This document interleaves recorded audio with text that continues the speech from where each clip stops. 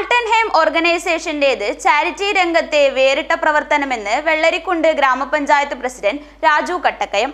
ആൾട്ടൻഹൈം charity organisation 5ാം വാർഷികം പ്രമാണിച്ച് Vellarikundu Mankayam Gandhi Bhavan love and care സ്ഥാപനത്തിൽ കിടക്കകളും തലയണകളും വിതരണം ചെയ്യുന്ന ചടങ്ങ് ഉദ്ഘാടനം ചെയ്ത് സംസാരിക്കുകയായിരുന്നു അദ്ദേഹം.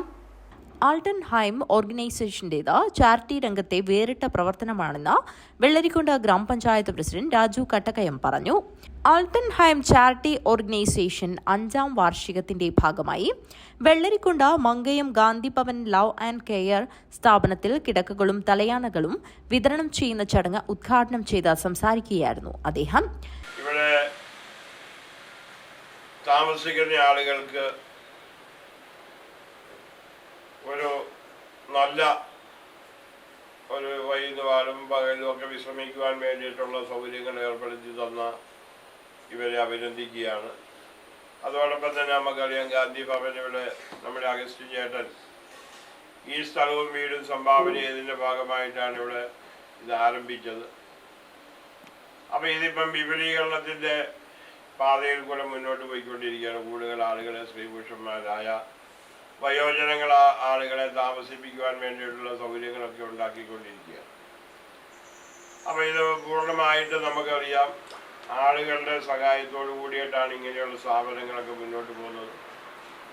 പത്തനാപുരത്ത് ഞാൻ കേട്ടിട്ടുള്ളത്, പോയി കണ്ടിട്ടില്ലെങ്കിലും 2000-ഓളം ആളുകളെ അവിടെ താമസിപ്പിക്കുന്നുണ്ട്. അഗസ്റ്റിൻ മുഖ്യാതിഥിയായി പങ്കെടുത്തു.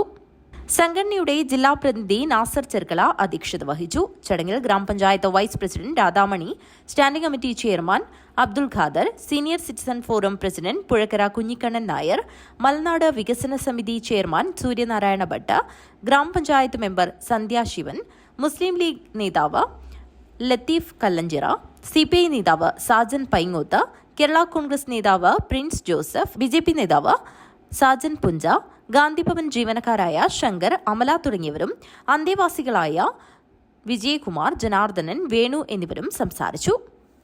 സാബിറ എവറസ്റ്റ് സ്വാഗതവും Mankayam Gandhi Bhavan love and care സ്ഥാപന മാനേജർ റൂബി സണ്ണി നന്ദിയും പറഞ്ഞു. News bureau, Rajapuram.